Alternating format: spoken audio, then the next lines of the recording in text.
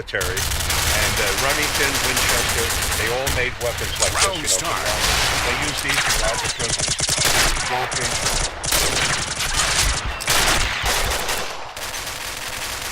The whole museum was full of ammunition.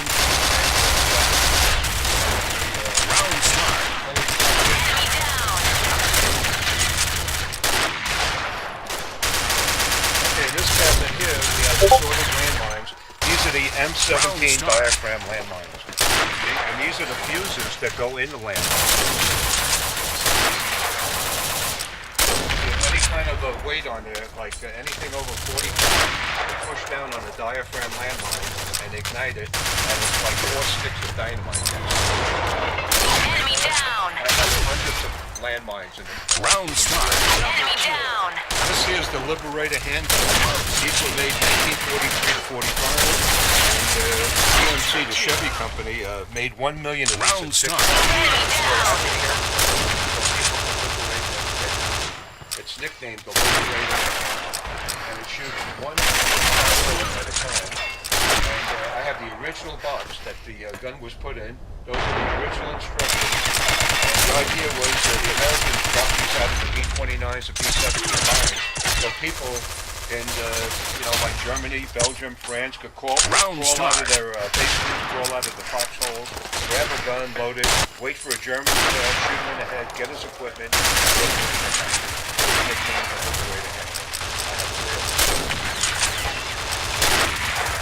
This is a scout car with 3 19 and all my vehicles have live machine guns on them. That's what makes my these shoot about 450 to 500 round start. Right through.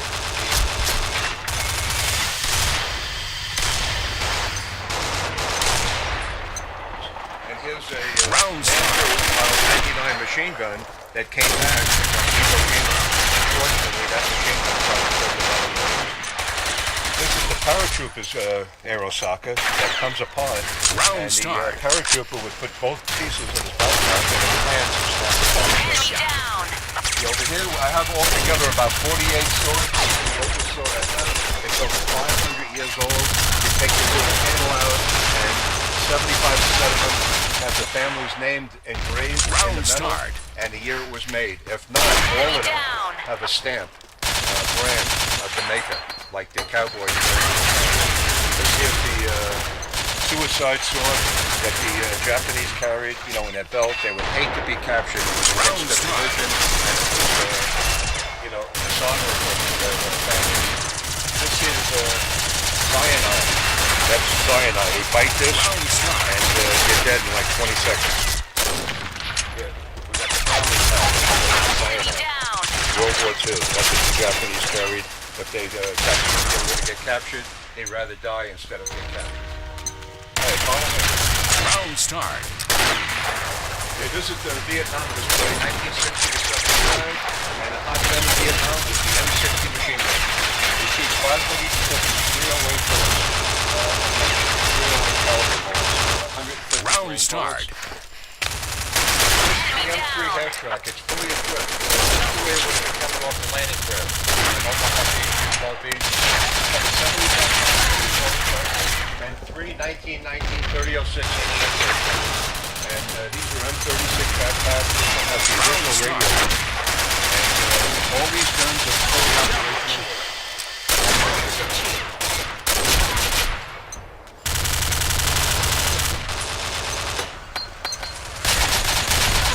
This is the M38A1 Tommy sheet.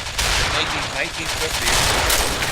And as you can see, there's 106 millimeter for the the size of the shell. Very heavy.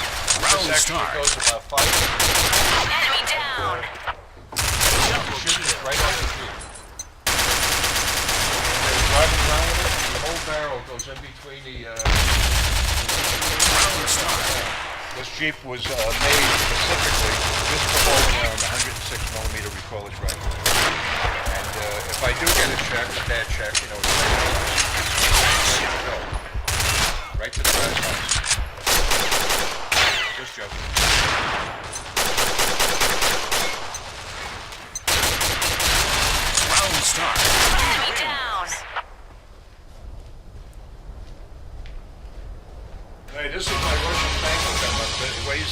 40 tons. That's 80,000 pounds. And it's got a 100mm gun. And this is the tank that the Russians used to fight the Nazis, the Germans in World War II. This is a 1945.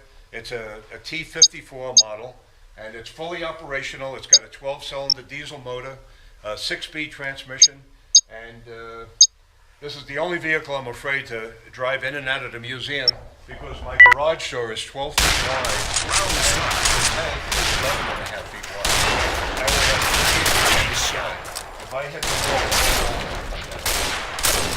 it's fully operational, ready to go. Okay, we're going to go to the full resolution. This is Vietnam. Round start. This truck is full of 500-pound Vietnam era bombs. I have dozens of them. This is a cluster bomb. I have about a dozen of these. These were made to be dropped out of the airplane and explode 1,000 to 1,500 feet before they hit the ground, like a tremendous hand grenade and throw scrap metal all over the place. 1,000-pound cluster bomb, they're called. Hey, well, follow me. I'm going to show you my quad mount. Round start. This here's a quad mount. It's mounted on the M16 half strap. They use these right in the rear and Vietnam. I have two 50 calibers on there, but it's made to fire a fourth 50 caliber. And you sit in the middle, and they go up and down 180 degrees, or all the way around 360 degrees. They were made to shoot down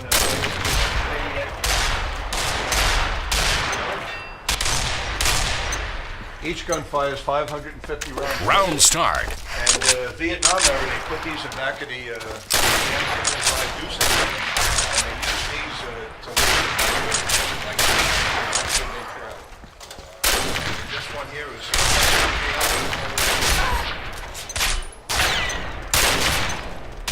coming on here. This is my explosive cabinet. Round start. Dynamite. Look at the date on the dynamite. 1942, 1943. What makes World War I and World War II stuff so collectible is every country dated 99% of everything. This is every booby-trapped hand grenade they used in World War II. We have live detonators in there that would never even open from 1945. These are live detonators on the top shell. The idea was to take a detonator, hook it up to the wires, push the detonator into the dynamite, and hook the wires to the transformer. And when it's pushed down, it puts out 26,000 volts, ignites the detonator, which ignites the dynamite. That's how they did it back then. Any questions? No, good. Follow me. Okay, this is my attack Jeep. See my license plate, Attack 1. And it's got a 308 minigun on the front. Shoots 4,000 rounds per minute. It's equipped with a M60 machine gun coming out the dashboard. And two electrically operated 50 caliber M2 machine guns. Round start. As you can see, they have self-moving hands. And all I have to do is cock them once. Back of the Jeep, ammo carriers, ammo cans here. It weighs a ton, but if you run out of ammo, the gun just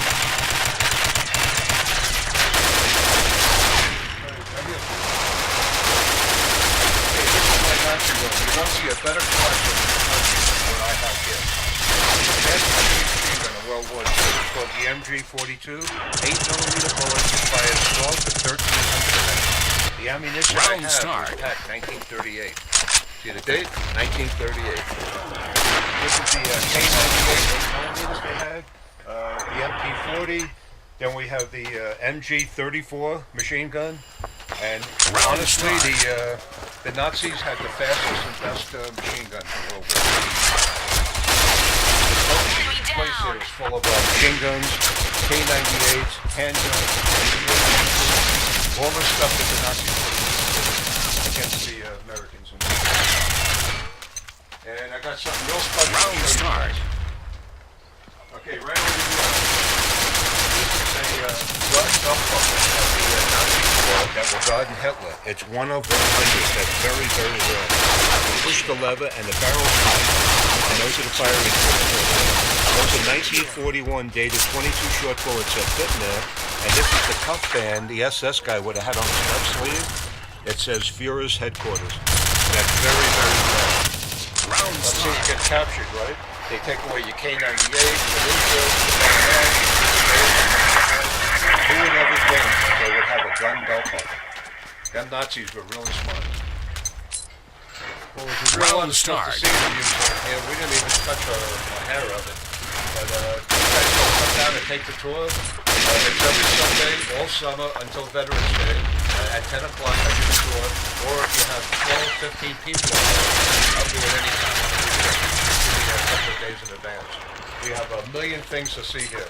I have 86 show cameras. And it would take at least 3 or 4 hours to really look at everything and walk through the whole museum. And the museum is still getting bigger. I'm not going to stop there. Right now, I feel like this. Let's try out the picture calendar. How would you guys like to see that? Follow me. Round start.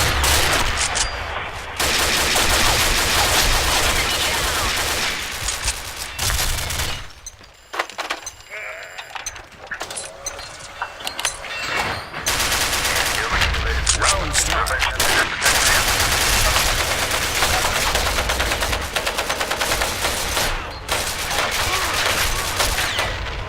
Round start. Enemy down.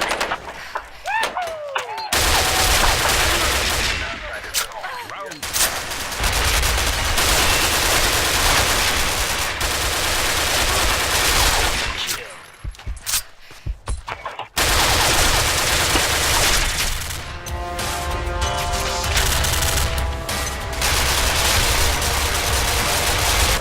Round start. Enemy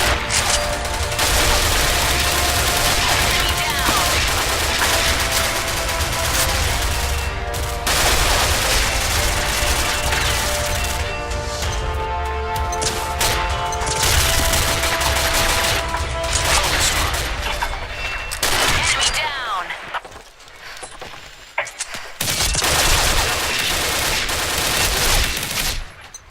And today, we're going to show you the American-Iraqi room and the Afghanistan room. Two rooms in Round one. start. It starts with, my museum starts with World War I mannequins. Those mannequins over there, the uniforms are over 100 years old. The Americans got involved in World War I in 1917. As the wars went progressed, World War II, Korea, Vietnam, Iraq, and Afghanistan, the uniforms changed. Follow me.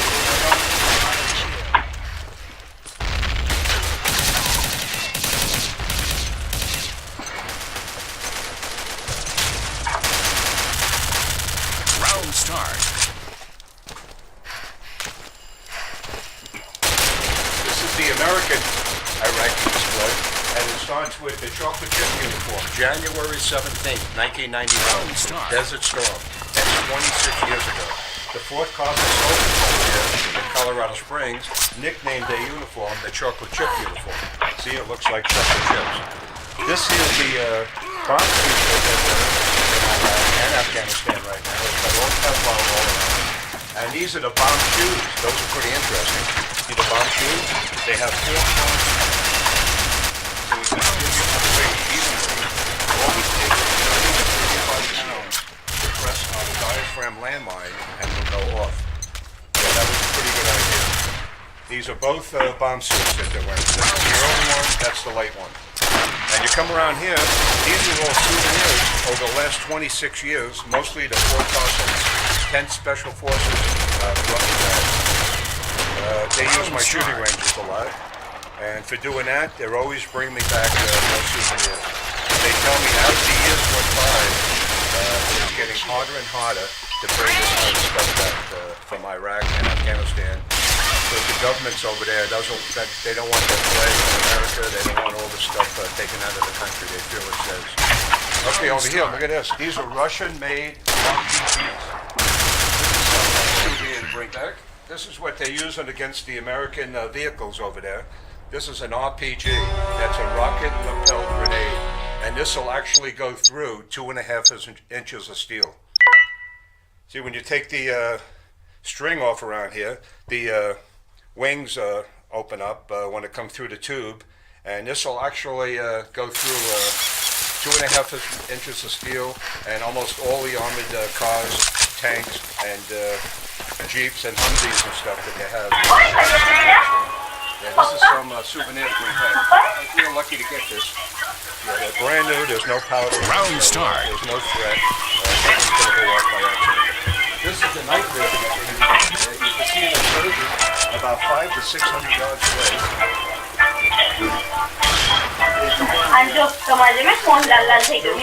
Apache helicopter pilots.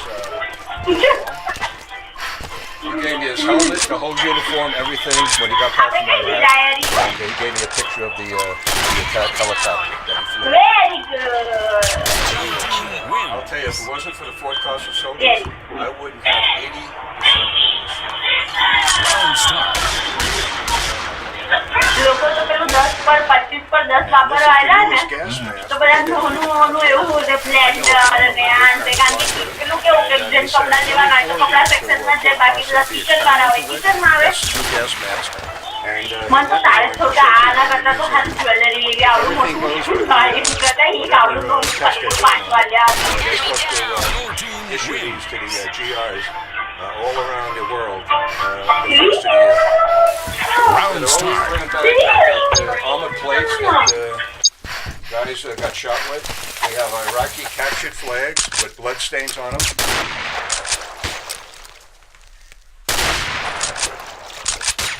We're coming to this next room. This is all the stuff they brought back the last 26 years from Iraq. This is the Iraqi display. That's the American Iraqi display. This is the Iraqi display. I have over 300 of these dead Iraqi soldiers, you know, the insurgents, the bad guys. See, they have to photograph the body after they shoot, the bad guys. I have over 300 of them. Team wins. Okay, you swing the camera around here. These are called hookahs. They told me they could bring back a brand new one, but they can't bring back a used one because of the diseases. So I understand that. And check this out. Here's a picture of the camel spiders. They run around the desert. They're 13 to 16 inch diameter. They told me they run about 20 miles an hour, and they do bite, but they're not poisonous. How would you like one of those in your sleeping bag? They're called camel spiders. Okay, these two show cabinets here, these have original homemade Iraqi insurgent knives, the bad guys' knives. There's no two knives the same. Each knife is different. A lot of them have blood stains on them. And they're always bringing me more stuff back. Here, come on. Round start. These are original Republican Guard uniforms. Some of them were taken from Saddam Hussein's palaces when they took them over. And then a lot of these were taken at the prison yards where they had to undress and put prisoner pajamas on. All the AK-47s, all the weapons you see in my museum, everything is real and full. Because this is my private museum. We have nothing to do with the U.S. government. The government museums, nothing can work. That's like no fun. Round start. Okay, swing the camera around here. Check out this picture. They gave me this picture. This is one of Saddam Hussein's palaces south of Baghdad. See that? And they told me that's where the sand came from, the rocks from around the palace, the knife they found in the palace, pieces of the palace, and the money they found in the palace. That makes the whole story. Okay, this is the General's Republican Guard uniform, and this is the Iraqi Republican Guard uniform. See that? Yeah, over here, this is what the kids wear over there. You know, when they're going to school or walking around town, this is the way the kids dress over there in that kind of outfit. Okay, you come around here. I only have one Republican Guard Special Forces uniform. And that's over here. That's a Republican Guard Special Forces uniform. Here's a picture of one of Saddam Hussein's limousines. See that? They shot up. I'm sure he had plenty of limousines. That's not just the only one. where they gave me a picture of the limousine and they brought back a piece of his dashboard. They're always bringing me more stuff.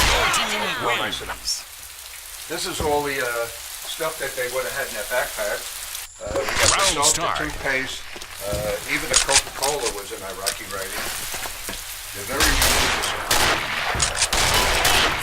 There's over 100 religions in the world.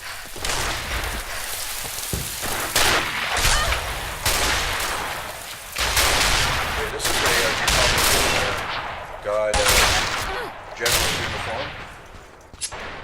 And over here we have all Saddam Hussein's palaces. The guy really had it made, and he blew it.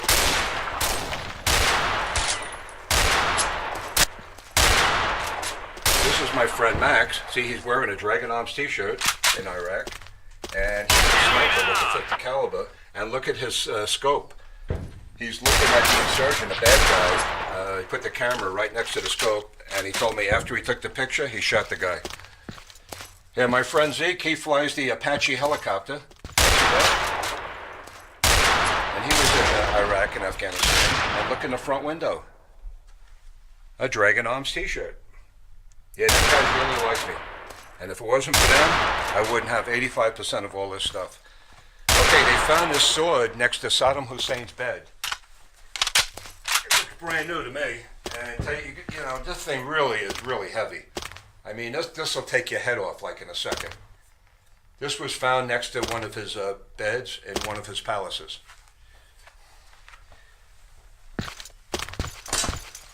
Okay, let me show you these pictures. They're very important. In fact, they belong in a history book. I got these from the time where I was in charge of the capture of Saddam Hussein. Here's the hole they pulled him out of. See that? They round him up a little bit. They opened up his footlocker, all American $100 bills. These are guys from the 4th ID that helped capture him. They're in Fort Hood, Texas now. Over here, they're taking him to trial. That's what he looked like when they were taking him to trial. They told me this is the jail that they kept him in. This is 1 hour before they hung him. And here's a double gallows in case one malfunctioned. And here's the rope around his neck. These pictures really belong in a history book. I have the CD card. Okay, we're going to go right down the hall. Go, go, go! These are, this is the honor roll here. This was my idea years ago. I told these guys, I made friends with them over the years, and I even give them summer jobs out here at Dragon Man. And I told them when you go to Iraq, take a picture of you wearing a uniform. Give me the picture and the uniform, and we put you in the honor row. And they actually have to make room. Round start. Watch your shot, Cole! Enemy It's a down! very good idea, I thought. And when their families come in the summer to visit them, they always call me up and they want to show their parents their mannequin with their picture and their uniform. You know? Makes them very proud. And we're very proud of them. So that was a pretty good idea. Okay, the next room we're going to go into is Afghanistan. That's where they're fighting today. Yeah, this is an Iraqi stop sign. That's what that looks like.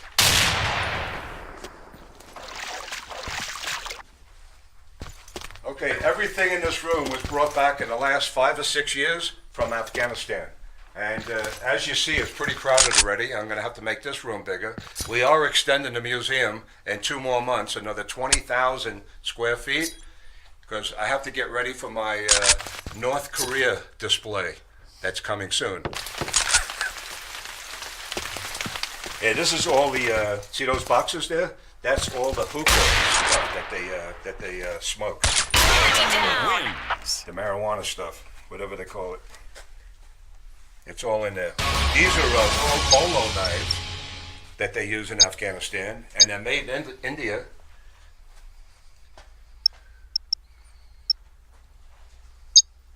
Okay, see this mannequin over here? This is what they're fighting against in Iraq and Afghanistan.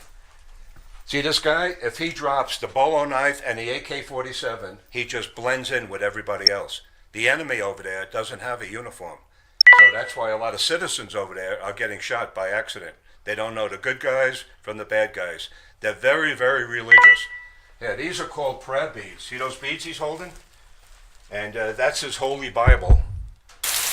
And they're very religious over there. They told me they touch 2 or 3 of those beads every couple hours. They lean on that prayer rug and they pray to their God. Allah. Okay, if you swing the camera around, this is the all religious stuff. See that Holy Bible, holy water. Very, very religious people. And like I told you, there's over 100 religions in the world. You look back in history, 5,000 years, most wars were started because of Islam. Yeah, look at the size of the thread beads on this mannequin. Those are the biggest ones I ever seen. Enemy down. AK-47 over there. And they pray to their God, Allah, and they grab their AK-47. They smoke some of that stuff from their hookah, and then they go look for Americans. Okay, let me show you the uniform that the Afghanistan Army wears. See, that's over here. And this is the way the Afghanistan Army's uniforms look.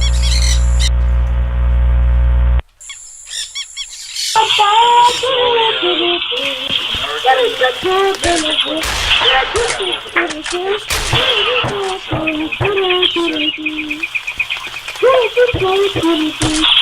about all I can tell you.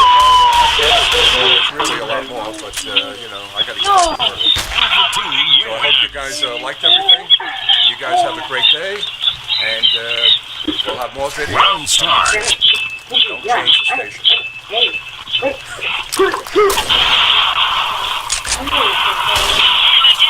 Okay. Now, Spider, what are you doing? Spider, what are you doing? What is she doing? Hello, what are you doing, lady? Randy cannot put your hands on this. You don't know what you're doing because he's not looking at you. Now get down and stop being stupid.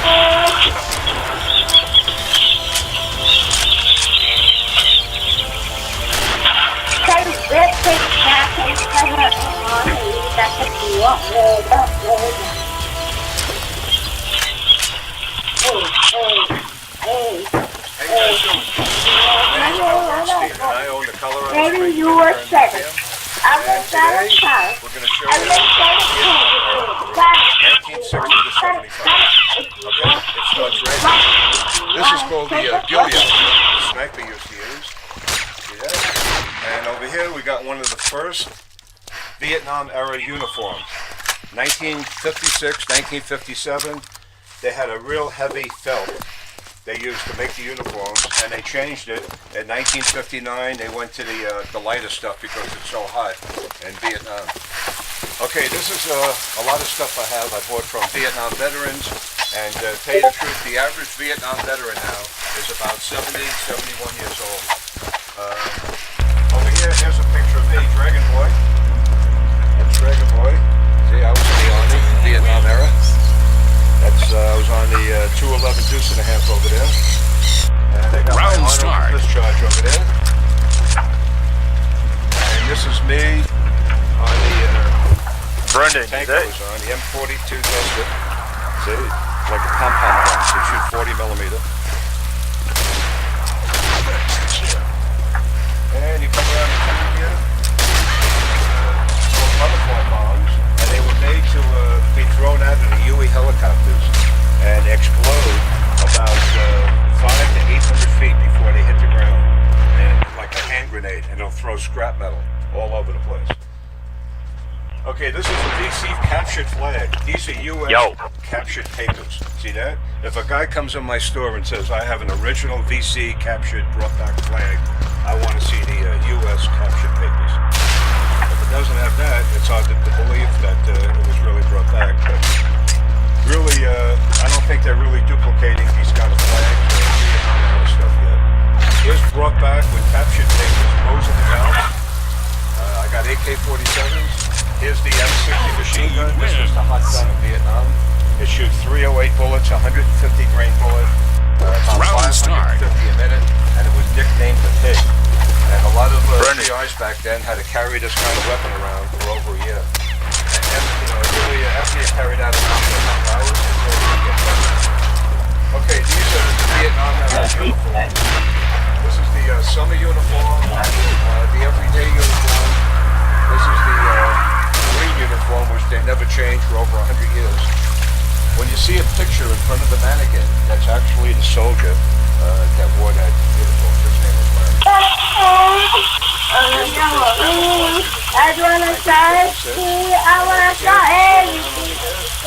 This is the Vietnam era 1960-75 woman dress uniform. Yo. Vietnam era. So over here we have the Tiger uniform that the Special Forces wore over there. And the U.S. government gave the South Vietnamese soldiers Tiger uniform because we were there to help them. Vietnam was cut at the 22nd parallel. The bad guys were Hanoi, good guys Saigon. Okay, in 1966, the U.S. government came out with this new M16 rifle. They called it the Mattel gun. It's made out of Zytel plastic. That was the first time the U.S. government gave a soldier a plastic weapon. And a lot of young kids lost their lives because of these weapons, because they always jammed. The tolerances were too close. And in Vietnam, there's dirt all over the place, mud, it rains every day, and all the dirt would get into the bolt system and jam the weapon. See, if they had an AK-47, AK-47s have 10 to 15,000 clearance on all the parts. So if the dirt does get in there, they always fire. So most GIs would really use this as a backup gun and pick up out of the mud or the lake or the ground an AK-47 on his way. Okay, before this came out in 1966, all the GIs over there had M1, M14. This is an M14, 308 caliber. Fully automatic. You could tell fully automatic or see, it has a 3-point selector switch. These are really accurate. It's a 150 grain bullet, and they're good for no problem 500 yards. So they went from a 150 grain bullet to the M16 223 or 556 bullet, which is only a 55 grain bullet. So that was a big difference. And they nicknamed that the Mattel gun. Toys R Us. Nobody really knows. Okay, so that's that. And we're going to swing around over here, and this is the enemy, North Vietnamese. I have every North Vietnamese uniform now. Brendan. Every year I get more and more stuff from Vietnam soldiers, veterans that came back years ago.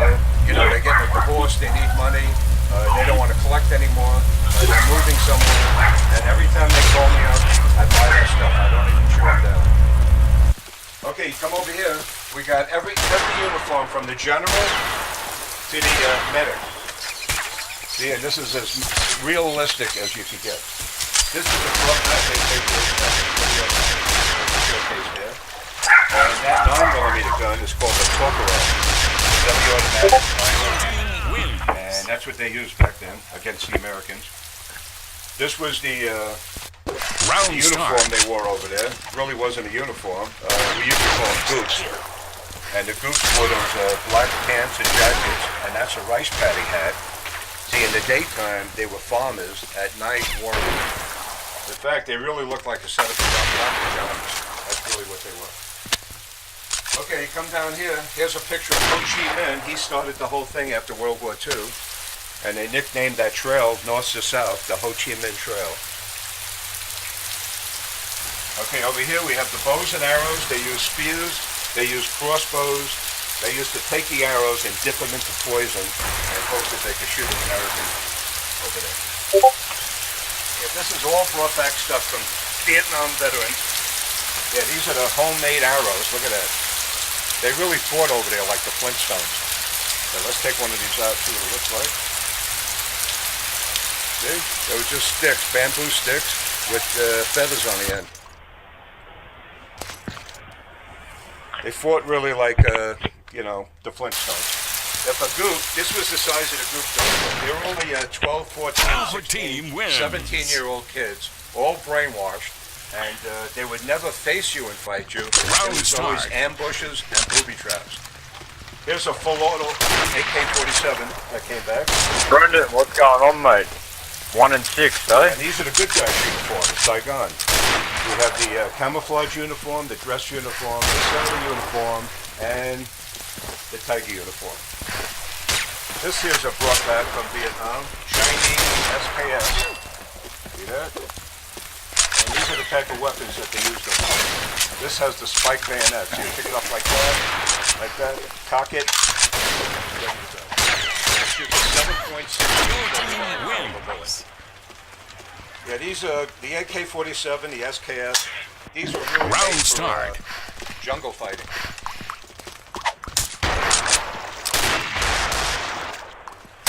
Okay, over here we have the Spotlight, which they used in World War II, Korea, and through Vietnam.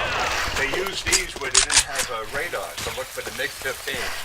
And they run off a tungsten rod that's not a light bulb. See, these Your are tungsten team rods, wins. like a big welding rod. Good job. And these are very hard to get because they stopped making these after Korea in 1954. Round start. If you don't have the tungsten rod, you can't use the searchlight. I have the original generator that runs that. Oh, These shit. put out a billion candlelight, not a million, a billion. And that's all I got to say about the Vietnam era war. It's unfortunately 58,272 young men died over there, 1960 to 75. This is the Vietnam era M60 machine gun, 550 rounds a minute, shoots a .308 caliber round, and it was replaced 15 years ago by the Round SAW start. 249. That's the weapon they're using in Iraq and Afghanistan right now. Okay? We're going to shoot it right now. Watch how much fun it is. Watch my face. Watch the smile. Feel the firepower.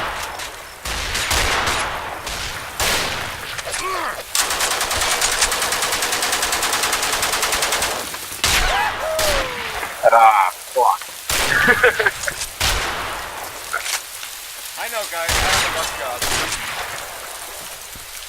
Enemy down.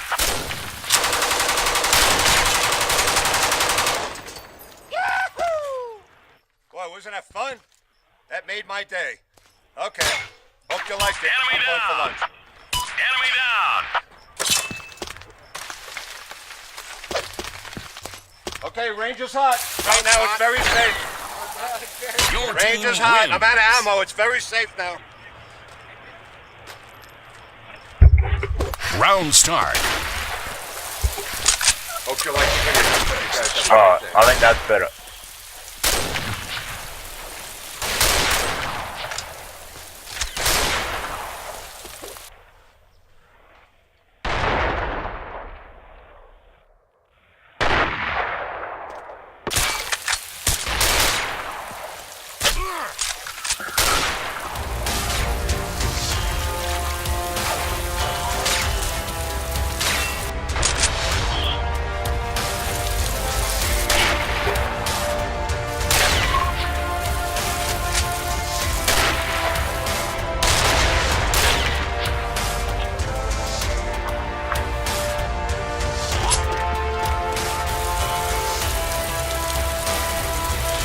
Stay there, Brendan. I'll let you know, mate. In the tunnel now. How do you do? My name is Mel Sorry. Bernstein, and I own Team the wins. Colorado Springs Historical Military Museum in Colorado. And Round start. we're going to show you today the Nazi room. I have a room for every Hold up. major I'm country rolling the the U.S. flag. was in the war with, from 1914 to Afghanistan. This is the first display over there. This is a Nazi machine gun bunker, and these are the most popular guns that they used during 1933 to 45. Okay, that's the fastest shooting machine gun in World War II. The MP-42. See those 8mm bullets? 1,200 a minute. That was, they nicknamed it Hitler's Zipper. The ammunition was packed, 1938. See the date? 1938. Everything's original. And everything is real and everything works because this museum has nothing to do with the government. It's my personal collection. And I'm a Class 3 dealer, and all these are registered legal machine guns.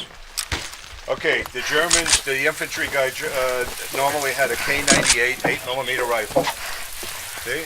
And then they had an MP40 submachine gun. Your team This wins. is the MG34. See, these were made and designed in 1934. Round start. Hitler took over in 1933. Watch And your see, the shot. model number of the MG42, this gun was designed and made in 1946. Tell you the truth, the Germans, they had the fastest shooting machine guns. They had the first jet fighter. They had the V1 and the V2 flying bomb. They were way ahead of everybody. But they had Hitler, and he wanted to take over too much, too fast. Careful! And when he tried to take over Russia, he sent 3 million people, 3 million soldiers in 1944 to take over Stalingrad, Leningrad, and Moscow. In 1944, the winter was so bad, the worst on record, he lost half his men. Okay, follow me. This is every campaign the Germans ever had, 1933 to 45. These are World War I Kaiser helmets. Enemy down. See, these are Kaiser helmets. I love getting a picture of the soldier wearing a helmet or a uniform team or wins. holding the gun that I have in the museum. There's a soldier about 95 years ago, World War I, Round start. wearing that helmet on his horse. And these are spiked helmets. Kaiser helmets. They nicknamed them pickle helmets. Look how small the people were back then, their heads and everything. You know, because there's probably no fast food like McDonald's, Burger King, or pizza. Yeah, a helmet like this gives you an idea. It's like $35, $40, $4,500. And this stuff every year just keeps going up in value when the value of money keeps going down. So all this is a great investment. Your team Hey, wins. follow me. Check out this Maltese cross collection. Every Maltese cross from 1914 Round start. to 1945. That's a beautiful collection. Every hat and every helmet the Germans wore, World War I through World War II. Here's a political uniform, just like Hitler used to wear. I bought that about 20 years ago from a collector in Germany. Here's a picture of Hitler wearing a uniform just like that. It's called a political uniform.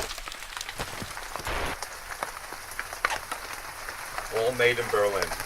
Okay, if you swing the camera around, here's every gas mask from 1914 to 1945. And in the show cabinet here is Kaiser helmets way over 100 years ago.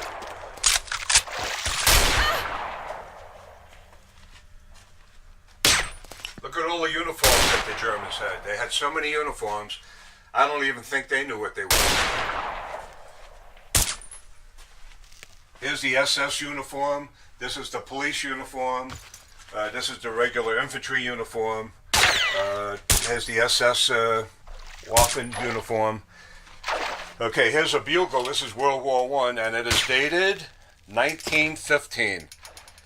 See, what makes World War I and World War II stuff so collectible is every country dated 99% of everything. They stopped doing that after Korea. Okay, I'm going to show you something you guys will probably never see another real one. I talked to museums all around the country for over 25 years. Half of them know about it, the other half doesn't, but they're in the history books. I have one of 100 made gun belt buckles that Hitler's bodyguards wore in 1933. It's right here. It's made out of sterling silver. You'll probably never see another real one. And what makes it really special? The serial number is number 1. Unbelievable. You push the lever on the right side, the barrels pop up like a mousetrap. Those buttons over there are for 1, 2, and 3 cylinders to fire. These are 1941 22 short bullets that fit in there. And see the cuff band that I got with the belt buckle when I bought it? It says Führer's headquarters. The SS guy would have had that on his sleeve. The next rarer thing I have is wooden bullets, 8mm wooden bullets. The Germans made wooden bullets to practice with. Metal was a real big thing in World War II. They didn't want to waste any kind of metal. Okay, you come around the turn here. Alpha team This wins. is a 88mm Panther Shroud bazooka with 2 live shells in a show cabinet. Round start. See that? That was a pretty powerful bazooka. That'll go right through a Sherman tank.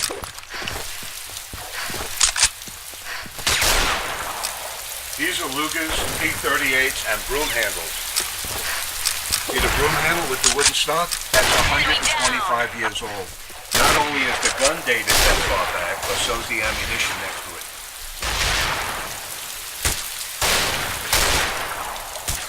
These are the infantry and Red Cross bicycles that the Swiss people made for the Germans. See that? See, this one has a black cross on it. That was the Red Cross bicycle.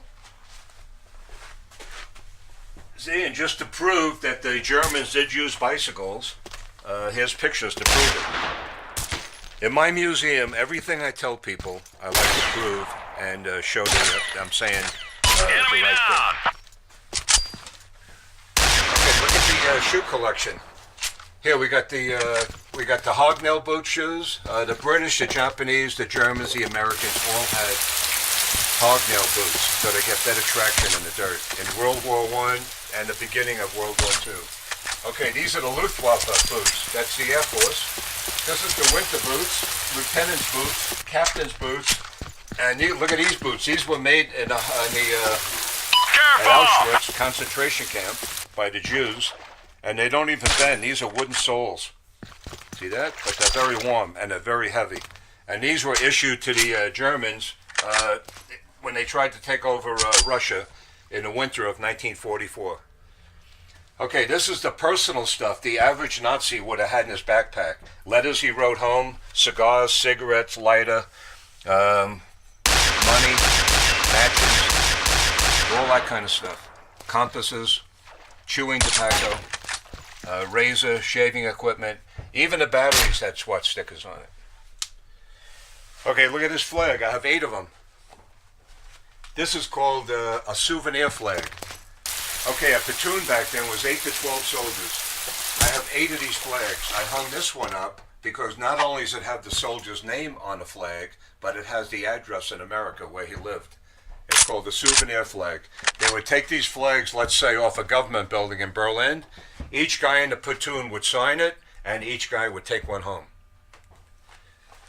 Okay, you come around the turn here. This is all the average stuff that the Nazis would have had. And they found, when they went through, Germany, Belgium, France. This is stuff from the Warsaw Ghetto. Yeah, look at this Nazi. There's his arm laying in the grass. They shot it right off.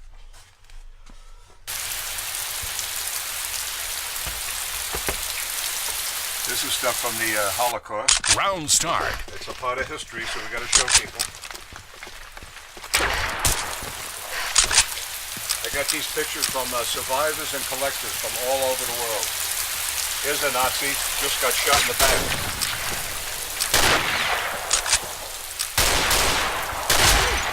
And here's pictures from the Holocaust.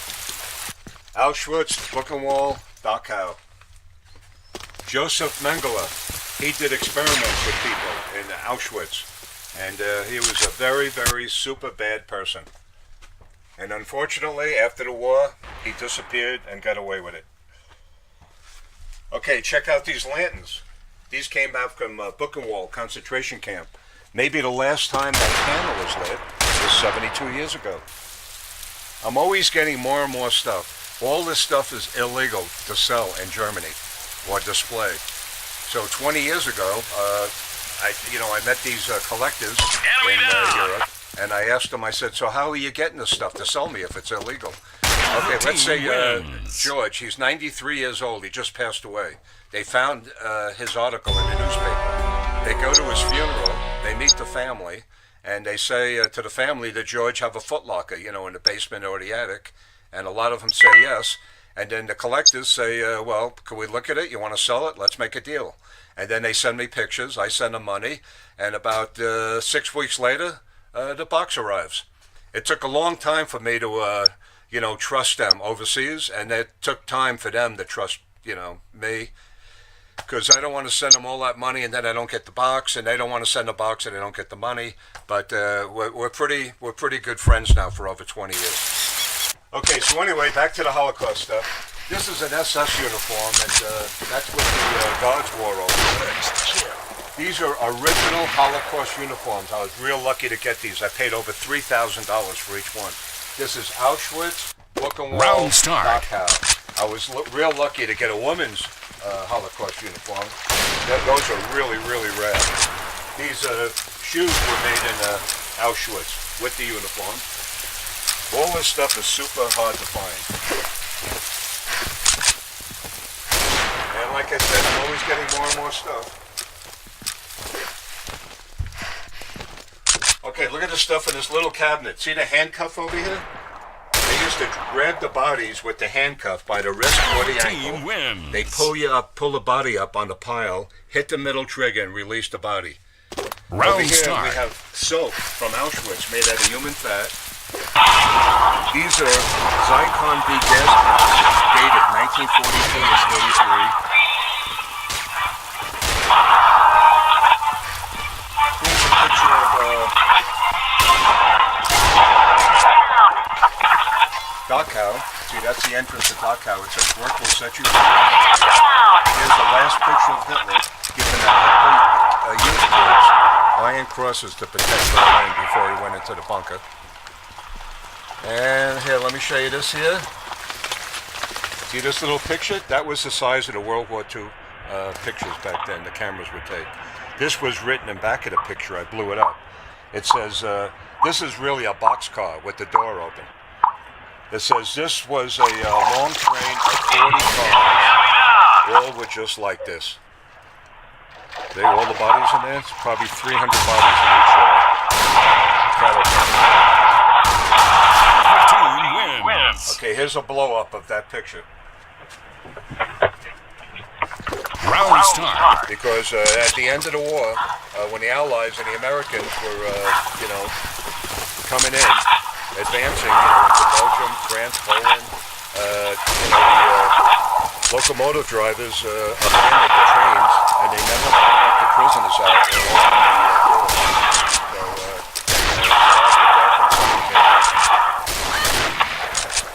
Look at this. This is pretty interesting. This is the choosing ramp in Auschwitz. All the old ladies, crippled people, and kids on the right side, normally that night they would go right to the gas, so they don't have to be bothered with them. All the young men on the left side that they get arrested at would go to the work factories. There's a lot of history here. This SS flag and bread basket came from they used to put the bread in here to feed the prisoners.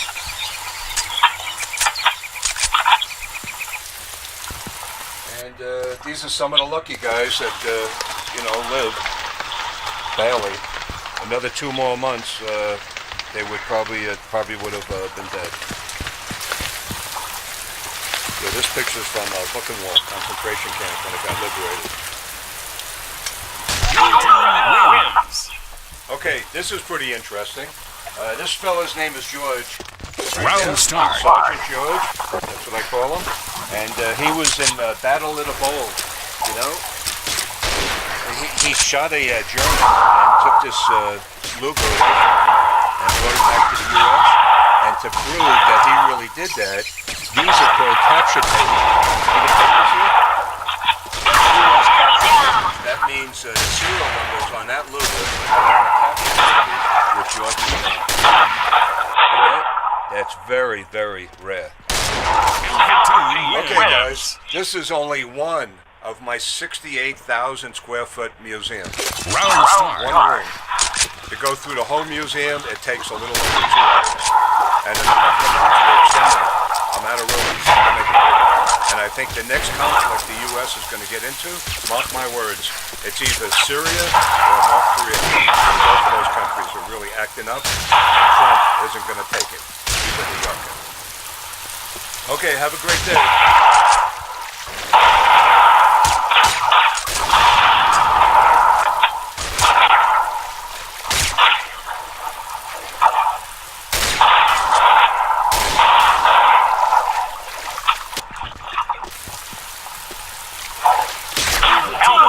Wins.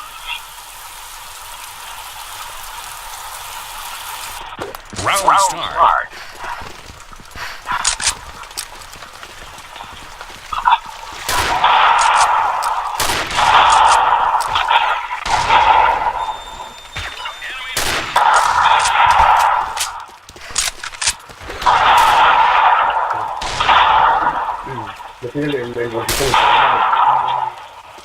For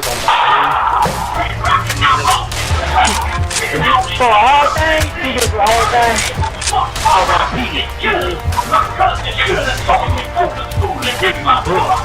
He took me to the kitchen and showed me how to cook.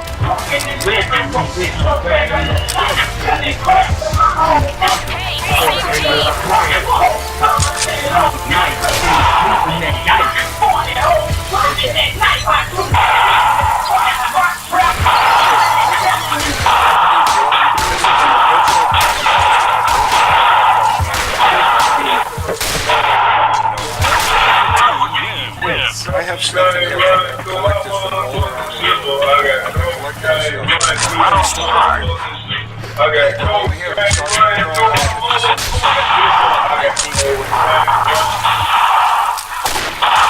two waves of Mishi Mishi and Pearl Harbor. Yeah. 41, a quarter to 7 on a Sunday morning. Is that why you playing this game? Let's do it.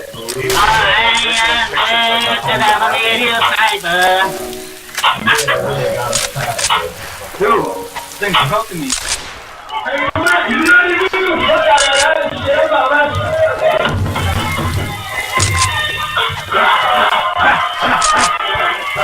This is pretty neat. This is a periscope. This was made the Jap was in his trench or foxhole, over the trench by looking into these binoculars, and especially the Americans have the same thing. This way he doesn't have to pop his head up over the foxhole and get his head blown off. Pretty smart idea. Pearl Harbor was bombed. 3,478 young men died in one day. Marines, sailors. Wait. Okay, this is a picture of Pete. He's a Pearl Harbor survivor, and he used to live over in Falcon. This is me shaking Pete's hand, 25 years ago, and this is Pete about 5 years ago shaking his hand. He moved to Virginia. He donated his Arosaka rifle to me. He killed the Jap on Lake Island, and back then you were allowed to bring your weapons home. He donated it to my museum. Okay, over here, these are Saramite swords. I have a total of 58 of them. The oldest one I have is on the time shelf here. It's over 500 years old. See, you take the wooden pegs out, and push the wooden pegs out, and the wooden handle comes off, and 75% of these have the family name engraved in the metal, and the year it was made. If not, all of them have a brand mark from Jamaica, like the company, the brand of colors. And I have the book home going back to over 600 years. So within 40 years, I could determine when the Ceramite sword was made. Yeah, these things are beautiful, and they're sharp as a razor. Round start. Japanese guys could really handle these.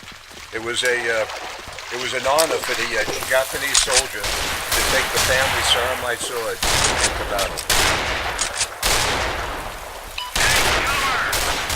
Another thing is, they would never want to give up, never surrender. It was against their religion and a big disgrace to their family if they surrendered in wartime. So they carried these suicide swords here in their belt. See, that's a suicide sword. So is this.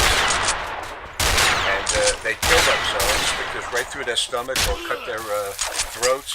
And they'd rather die than very proud people. If they didn't have the suicide sword, they'd have cyanide. Yeah, see the cyanide? They carry these little boxes of cyanide.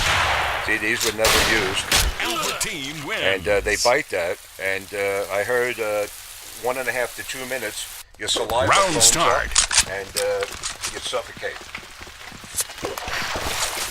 Here's the family pack. Cyanide. Okay, over here on this side, this is a machine gun that came back from Iwo Jima, 7.7 caliber. And see, back then you were allowed to bring your machine guns home, your handguns home. You could bring everything home, in World War I and World War II. but you had until 1986 to register these machine guns with ATF. If you didn't, you could never ever get paperwork. I tried over 50 times. I get at least 2 phone calls a year. John, he just died. He's 94 years old, and we found a Japanese machine gun in the attic he brought back from World War II. I call ATF. I tell them I have, well, they all know me anyway. I tell them I'm a Class 3 machine gun dealer. I have the military museum here. Could I pick up the gun, weld it up, make it so it don't work, and put it in my museum? And they always say no. They just want to know the guy's phone number, his address, confiscate the gun, and probably destroy it. That's really a shame. But I tried. Okay, this is the paratroopers Arosaka. See this? Yeah, this isn't a broken gun. This actually comes apart in 2 pieces, so the Jap paratrooper could put these in his backpack, and then when he lands, he just pushes it in, turns it, and snaps the rifle together, and it's ready to fire. That's the paratroopers Arosaka. This is all souvenirs I collected over the years from survivors and veterans that came back from the Pacific, islands over there. All kinds of souvenirs. I'm always getting more stuff. These were the Japanese hand grenades. See that? The Japanese telephone.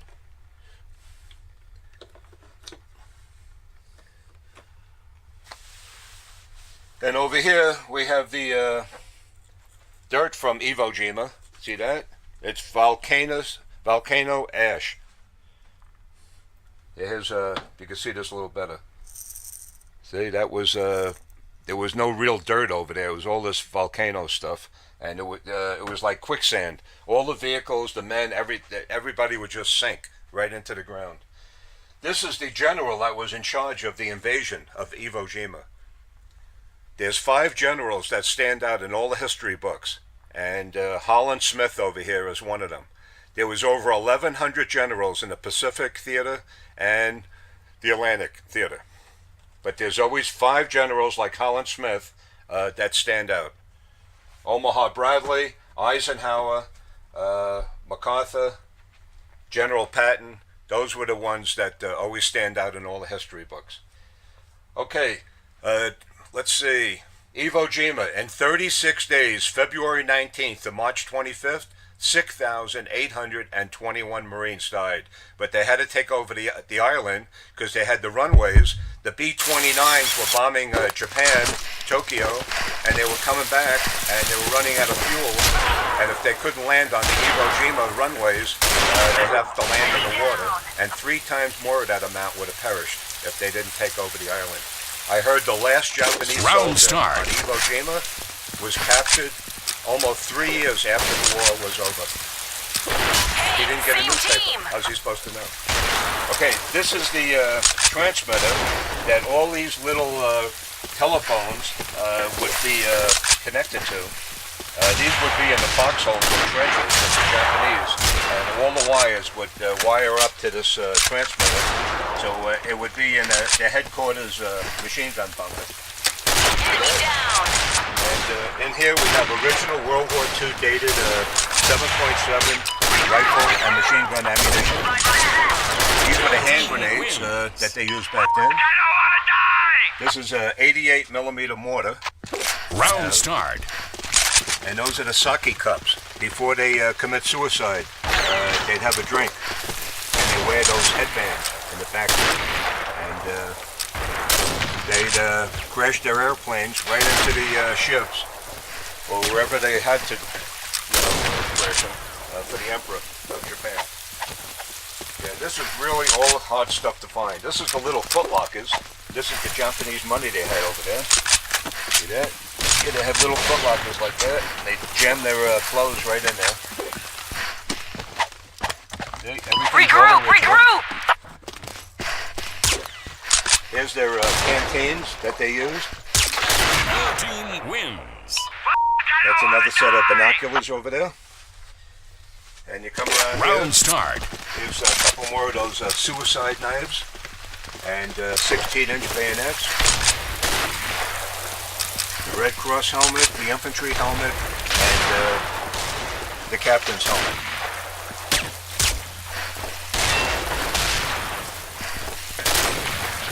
In this cabinet, we have Nambu handguns. Enemy down. Nice shot. With the original dated 1944, 1945 ammunition. No way. More Arosaka rifles. Here's a bigger footlocker that the Japanese used. And the lieutenants and captain swords. And the Nambu holster. Okay, all this stuff is very interesting. I hope you guys are learning a lot today. This is every Nambu handgun right here, from World War I all the way to 1945, World War II. See, that's some collection of them. Every one of them. And what makes my museum special, everything you're looking at works. It's fully operational. Okay, here's a picture of the atomic bomb, August 6, 1945. 3 days later, Nagasaki got blasted. 5 days later, they surrendered to America. The final surrender was on the Missouri Round battleship. start. Okay. September 2nd, 1945. They surrendered. And the general in charge was General MacArthur. Then when Korea started in 1950, General MacArthur was in charge of that. Okay, in this cabinet we have some landmines. See, these are landmines, and these are the fuses that set off the landmines. See the strings on there? They'd attach a string from the landmine after the fuse is in there to another tree, and it's a trip string. If a soldier would trip over that and ignite that detonator, it would blow up the landmine. Okay, here's a landmine right here. Enemy down. This here is a Japanese World War II landmine, and yet they don't light the fuses. All they have to do is flick this. It's like a cigarette lighter. And it would give the soldier about 30 seconds to get out of the way. These are magnets, so the Jap can jump out of the foxhole or trench, stick this to the half-track Sherman tank or Jeep, and it would blow a hole right through it. This is actually about 2.5 sticks of dynamite and powder.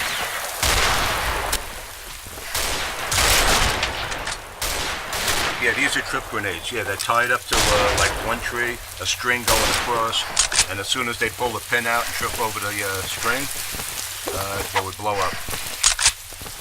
Booby traps, booby trap grenades.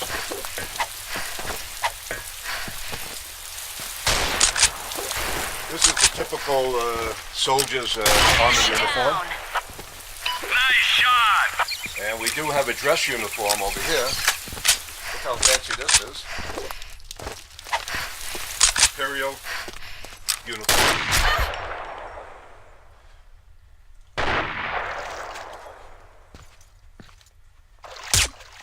Yeah, a lot of history in here. This really brings back a lot of memories to veterans that were actually over there. I'm glad I could provide this service and show my appreciation for the freedom that we have today. Round start. Okay, these are all brought back Arosaka rifles from World War II with the bayonets and everything. Everything's original. And here's a picture Good job. of Pearl Harbor, the Arizona. Yeah, I'm always getting more and more stuff. Headshot. All right, you guys have a great day. Thanks for watching. Enemy down. Regroup. Regroup.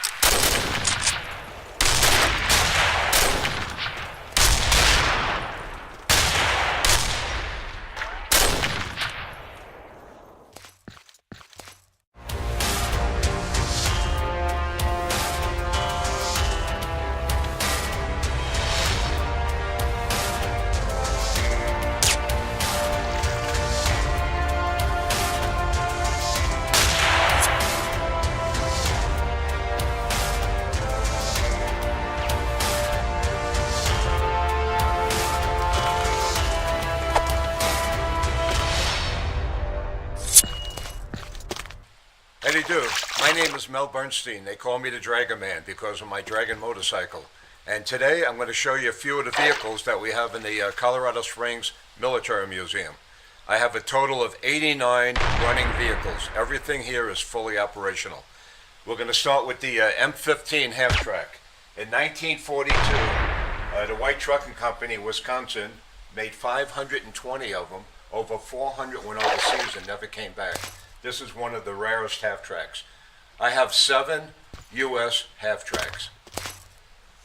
All my half-tracks have rebuilt motors in them, and they're all as complete as I could get them. See, even the soldier is in there. He's holding a M1 carbine, and these were made 1942 to 45. Now you follow me, and we're going to go right around the museum and show you some of the vehicles.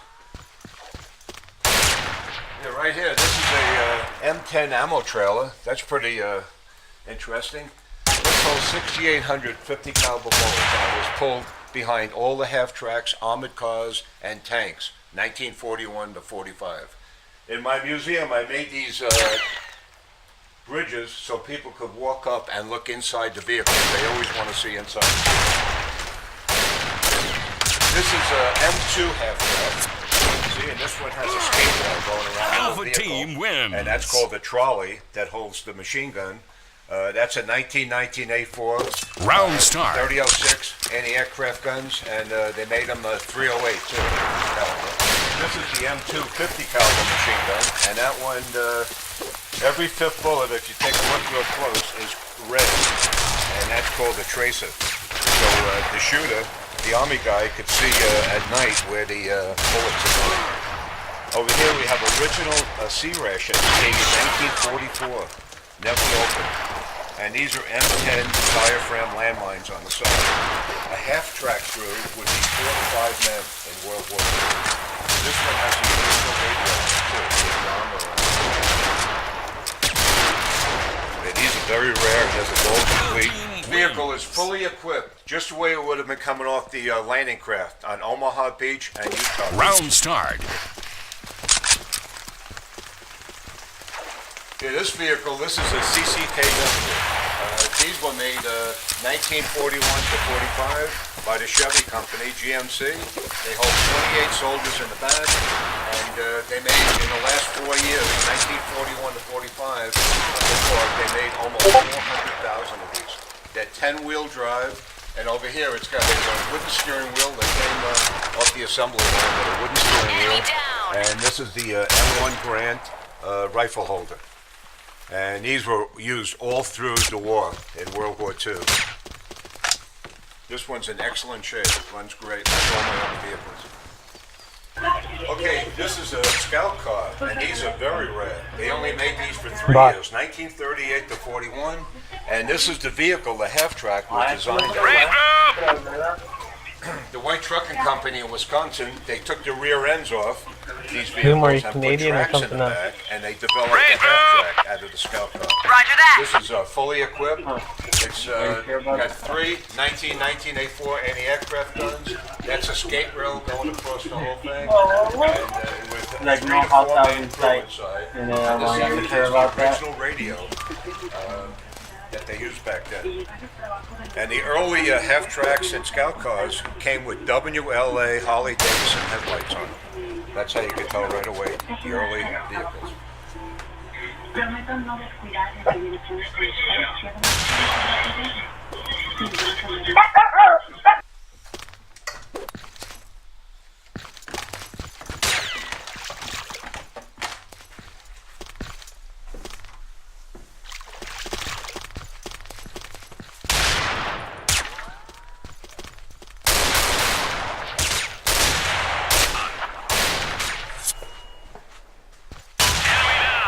Okay, we're going to go in the other section. This vehicle is probably the rarest one I have in the museum. It's one of the first Dodge trucks Dodge made in 1917 for the U.S. government in World War I. The serial number is 147. It's one of 1,000 One of the first Dodge trucks. This is what one of the first Dodge trucks motors look like. See, it's only like 28 horsepower. See, and it's got primers on the top. So in the winter, if it's cold, they could shoot gasoline in the primers, close the butterfly, crank it up in the front because there was no starter mode back then. And every year we start this up after my veterans party. 3 or 4 turns it starts up every year. There was no batteries back then in the vehicles. There was no fuel pump, so the gas tanks had to be higher than the carburetor, gravity feed, and there was no juice brake. These are called mechanical brakes, where the brake shoe squeezes the brake drum instead of expanding. All this stuff I don't use for a long time. I tighten it up so it doesn't distort the wooden spokes or the tires. About 20-something years ago when I bought this, I used to drive it around my property, and it actually goes about 35 miles an hour. Everything's original. It had kerosene headlights back then, and all the tools, the original tools they would have had in this vehicle, are in the back. This is very complete.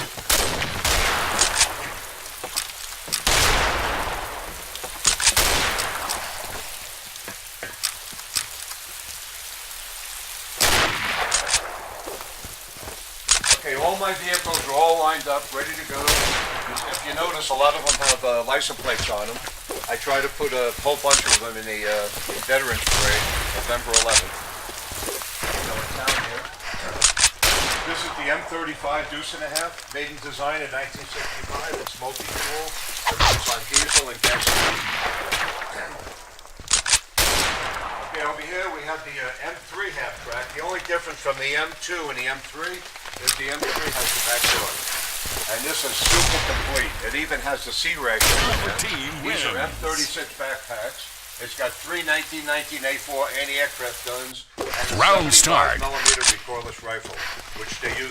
in the The U.S. government didn't make an Army Jeep after 1945 until 1950.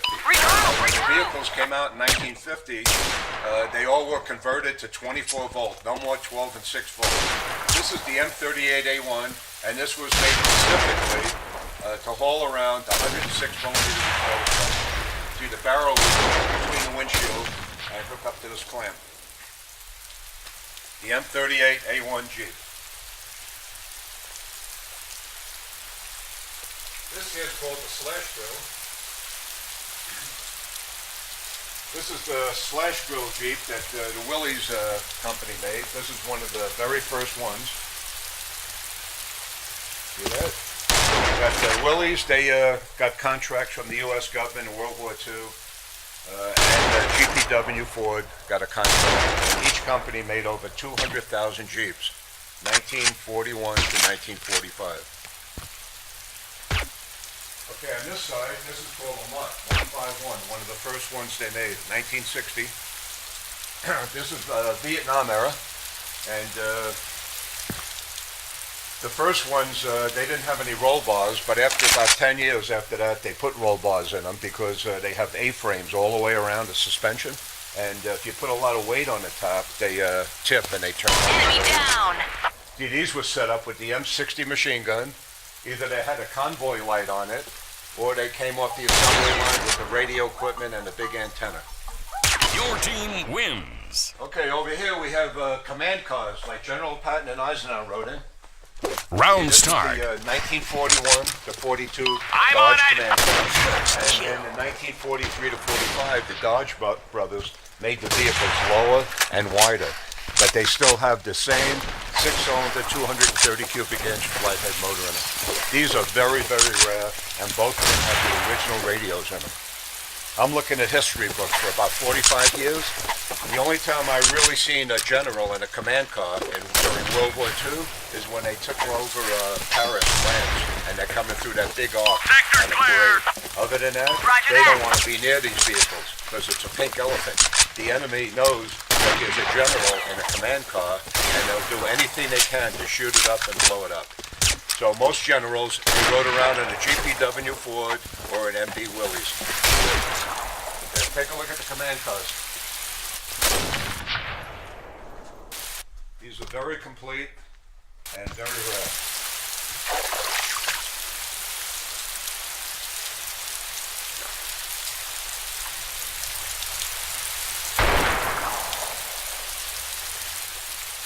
Okay, next I'm going to show you the M37s.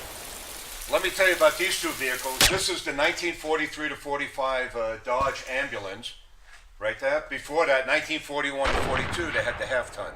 1943 and 1945, they came out with the three-quarter. Over here, this is a very rare vehicle. They only made 320 of these.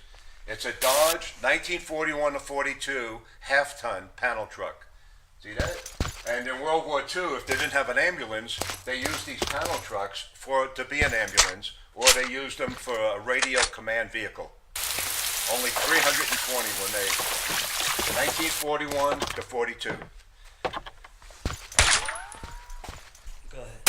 Okay, in this big room here, we have most of my vehicles. And a bunch of these were actually used in World War II. Some of them even have bullet holes in them. Round start. Check this out.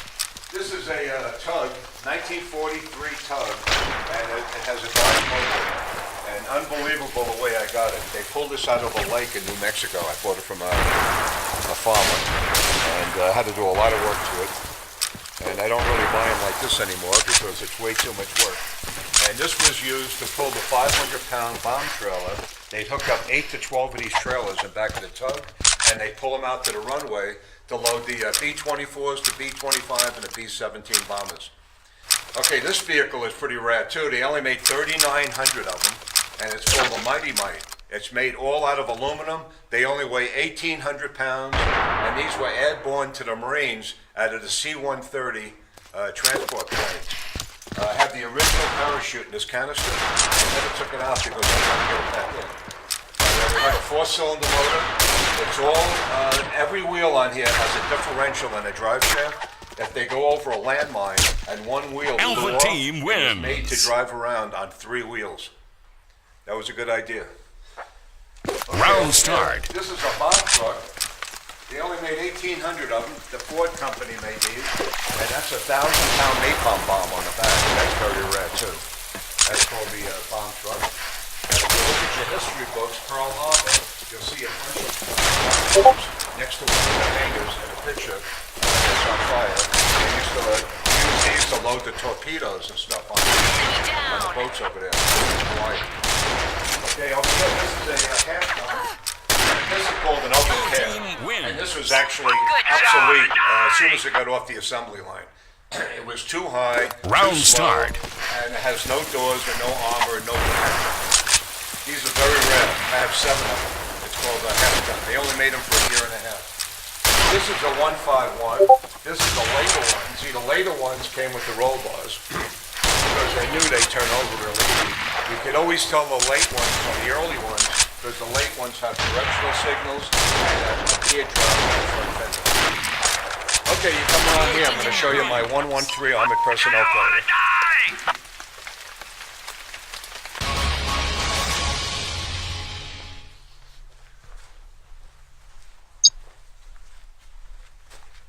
This is my 113 Armored Personnel Carrier, and it's fully operational. Here's a picture of me about 10 years ago. Me and my son are putting a motor in there. That's a 400 cubic inch diesel motor, and now this is fully operational. And what's really hard to get is the machine gun nest that's on the top. Even when they did auction these off, the government never auctioned off the machine gun nest because back then, you know, 15, 20 years ago, you had all the militias, and the government didn't want these kind of vehicles to fall into the wrong hands. This one has a turntable. See the turntable? That actually fits the 81 millimeter mortar, which I have in my shop. And if you read the manual book over there, it says on page 2, make sure the hatch doors on the front are open before firing. That's pretty funny. Yeah, the whole roof opens up so the rocket could come out. This would hold about 4